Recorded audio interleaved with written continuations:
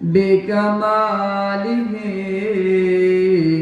كشف الدجى بجماله حسنت جميع خصاله صلوا عليه وآله زبان খুলে বলুন বালাগাল উলা بكماله كشف الدجى بجماله حسنت جميع خصاله صلوا عليه وآله কখন জানি ডাকে সে যায়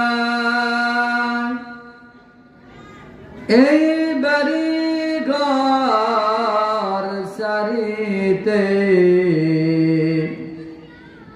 আপন পোশাক খুলে খুলে সাদা কাফন পরিতে বালাগাল উলা মোহাব্বতের সাথে বলুন বালাগাল উলা বিকামালিহি كشف الدجى بجماله حسنت جميع خصاله صلوا عليه وآله الله الله কি যে মধুর নাম ঠিক কিনা আরো জোরে বলুন ঠিক কিনা পৃথিবীতে যা কিছু আছে যত নাম আছে সব নামের চাইতে মুমিনের হৃদয়ে আল্লাহ পাকের নামের মজা এবং সবচেয়ে প্রিয় নাম চিল্লায় বলুন কথা ঠিক কিনা আরো জোরে বলতে হবে কথা ঠিক কিনা এজন্য মুসলমানের কণ্ঠে বলতে হবে আর বলতে ইনশাআল্লাহ আল্লাহ তৌফিক দান করুন সকলে বলুন আমিন আল্লাহ আল্লাহ কি যে মধুর নাম ধরার তামাম মনে মুক্তা হীরা পান্না সোনা দানা হয় না যে তার দাম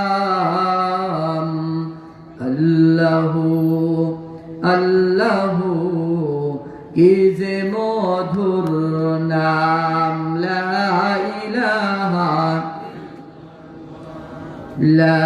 ইলাহা ইল্লাল্লাহ মুহাব্বতের সাথে বলুন লা ইলাহা ইল্লাল্লাহ لا إله إلا الله لا إله إلا الله لا إله إلا الله لا إله إلا الله لا إله إلا الله মুহাম্মাদুর রাসূলুল্লাহ সাল্লাল্লাহু আলাইহি ওয়াসাল্লাম সকলে বলুন সাল্লাল্লাহু আলাইহি ওয়াসাল্লাম আলহামদুলিল্লাহ পৌলি কবরস্থান জামে মসজিদ ও মাদ্রাসার উদ্যোগে ১৬তম ওয়াজ ও দোয়ার মাহফিলের মুহতারাম সভাপতি প্রধান অতিথি বিশেষ অতিথি বৃন্দ উপস্থিত সর্বকালের সর্বযুগের জাতির আধ্যাত্মিক রাহবার সারে তাজ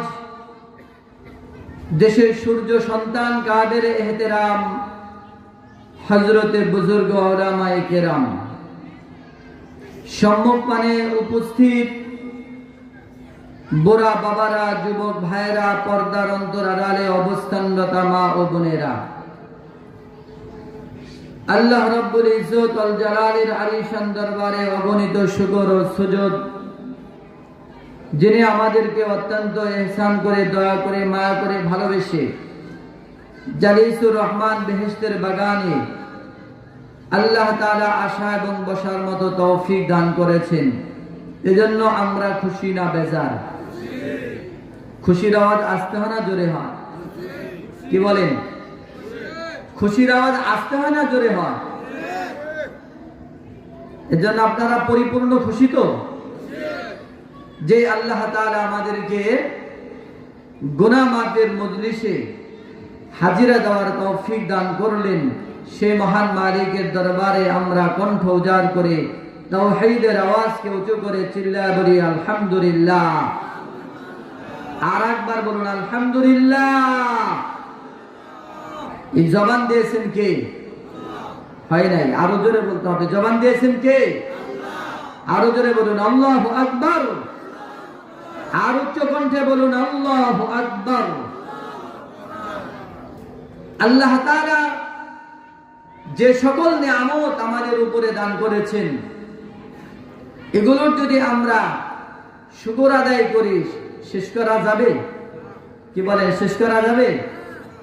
অতএব সব সময় মালিকের শুকর আদায় করতে হবে। চিল্লায় বলুন কথা ঠিক কিনা? কারণ আল্লাহ তাআলা আমাদেরকে বড় আদর করে বানাইছেন। কি বলেন, ঠিক না ঠিক? দর্দে দিল কে ওয়াস্তে पैदा किया इंसान को, दर्द दिल के वास्ते पैदा किया इंसान को, वरना तौत के लिए कुछ कम न था कर्रुबिया। अल्लाह ताला बड़ो माया करिया, আদর করিয়া আল্লাহ তাআলা আমাদেরকে ইনসান বানাইছেন। আবার ইনসানের মধ্যে আল্লাহ রাব্বুল আলামিন মুসলমান করে দুনিয়াতে পাঠাইছেন। এজন্য আল্লাহ পাকের দরবারে শুকর আদায় করি আলহামদুলিল্লাহ। ভাইরা আমার, বন্ধুরা আমার, শুধু মুসলমান বানাইছে তা না, আল্লাহ তাআলা এমন একজন পয়গম্বরের উম্মত করে দুনিয়াতে পাঠাইছেন, যে পয়গম্বর সারা জিন্দেগি উম্মতি উম্মতি বলে কাঁদছেন। আজও রওজায়ে আতহারে যে পয়গম্বর উম্মতি উম্মতি বলে কাঁদতেছেন, আজও যে পয়গম্বর রওজায়ে আতহারে উম্মতি বলে কাঁদতেছেন, ময়দানে মাশরে যেদিন 100 লক্ষ পয়গম্বর, কেউ উম্মতের কথা তাদের স্মরণ হবে না, শুধু নফসি নফসি বলতে থাকবে। সেদিন একজন পয়গম্বর তার একজন উম্মতকে তিনি ভুলবেন না। তিনি হলেন বিশ্ব নবী আকায়েদে নামদার তাজদারে মদিনা সরকার দু আলম জনাবে মুহাম্মদুর রাসূলুল্লাহ সাল্লাল্লাহু আলাইহি ওয়াসাল্লাম। এমন একজন পয়গম্বর, যে পয়গম্বরের উম্মত করে আল্লাহ আমাদেরকে দুনিয়াতে পাঠিয়েছেন। জোরে জোরে বলুন আলহামদুলিল্লাহ। ভাইরা আমার, বন্ধুরা আমার, যেদিন আদম থেকে শুরু করে ঈসা পর্যন্ত কোন পয়গম্বর উম্মতের কথা তার স্মরণ থাকবে না। আল্লাহ তাআলা ময়দানে মাশরে তাদের দিল একমাত্র নিচের দিকে থাকবে আর চিন্তা করবে, হায় হায় না জানি আমার অবস্থা কি হয়ে যায়। কিন্তু একজন পয়গম্বর, যিনি ময়দানে মাশরে কঠিন মুসিবতে মাকামে মাহমুদে সিজদায় পড়ে আল্লাহ তাআলার দরবারে কান্না করবে, মাকামে মাহমুদ ওয়ালা পয়গম্বর আল্লাহ তাআলা তার পয়গম্বরের দিলের মধ্যে উম্মতের এত মায়া রেখেছেন যে একজন উম্মতকে রেখে তিনি জান্নাতে যাবে না। মাকামে মাহমুদে সিজদায় পড়ে আল্লাহকে বলবে, আল্লাহ আমার গুনাহগার উম্মতগুলোকে আপনি মাফ করে দেন। আল্লাহু আকবার। আমার ভাইরা, বন্ধুরা আমার, যে পয়গম্বর আল্লাহ তাআলার দরবারে সিজদায় পড়ে কান্না করবে, আল্লাহ তাআলা তার পয়গম্বরকে বলবেন, বন্ধু হাবিব আমার, আপনি কান্না করবেন না। আপনি জিন্দেগি ভর উম্মতি বলে কাঁদছেন, রওজা ধারে কাঁদছেন, আজকে ময়দানে মাশরে ওগো পয়গম্বর আপনি কান্না করবেন না। আমি আল্লাহ তাআলা আপনাকে ওয়াদা দিলাম, আপনার অনুমতি ছাড়া একজন উম্মতকেও আমি আল্লাহ জাহান্নামে দিব না। চিল্লায় বলুন সুবহানাল্লাহ। আর ধরে বলুন সুবহানাল্লাহ। ভাইরা আমার, বন্ধুরা আমার, আল্লাহ তাআলা এমন একজন দামি পয়গম্বরের উম্মত করে দুনিয়াতে আমাদেরকে পাঠাইছেন, যদি সেই পয়গম্বরের সাথে আমাদের মোহাব্বত হয়ে যায়, ভালোবাসা যদি হয়ে যায়, আমার পয়গম্বর আমাদেরকে রেখে জান্নাতে যাবে না। চিৎকার দেয়া বলুন সুবহানাল্লাহ। আল্লাহর নবী শাফাআত ছাড়া কেউ জান্নাতে যাইতে পারবে না। আল্লাহর পয়গম্বরের শাফাআত ছাড়া আল্লাহ তাআলা ময়দানে মাশরে বিচার কার্য তিনি শুরু করবেন না।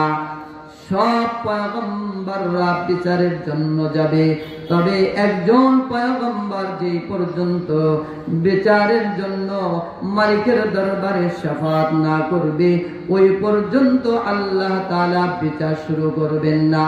চিল্লায়া বলুন সুবহানাল্লাহ।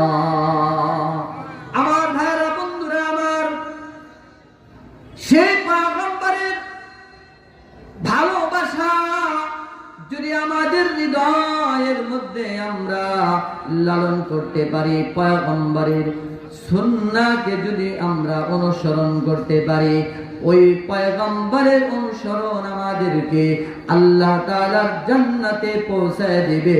চিল্লায়া বলুন সুবহানাল্লাহ। আমরা কি আল্লাহকে ভালোবাসতে চাই কিনা? কি বলেন, আল্লাহকে ভালোবাসতে চাই না?